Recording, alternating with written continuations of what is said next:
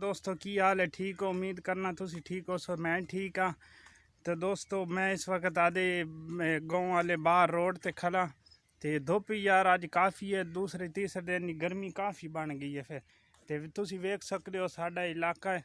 ये पीछे मेरा मोटरसाइकिल खड़ा है। तो मैं इस वक्त शहर जा रहा।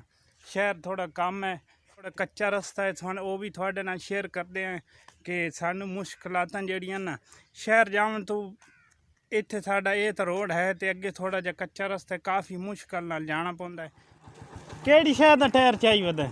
विखा टायर डिंग विखा साहब फटे हुए पुआना ही ते इत्थे चाके च कोई नहीं पेंचर वाला। चल बे कदों लेके आए हैं? 15 दिन हो गए ना आया पे। वो आया कोई नहीं आई। अच्छा कितने ना मिले? 1000 दे टायर ते ट्यूब है विच दिखा हुण पुआई वाला कितने पैसे ले? 20-30 वाला दौर गया। 100 रुपये तो घट कोई लेना शहर च। तो उत्थे मरलें च ले जाना ही शरीफे कोल। हाँ मैं काम नहीं करता टायरां वाला ठीक है।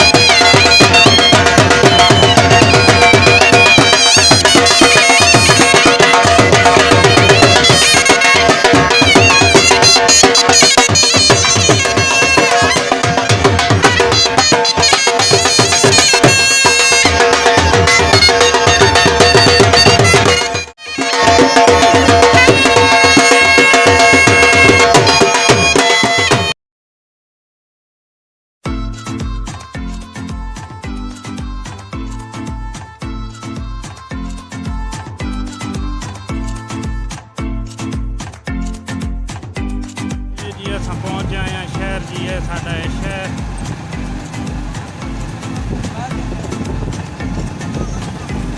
इत्थे मोड़ ते तू लै जा।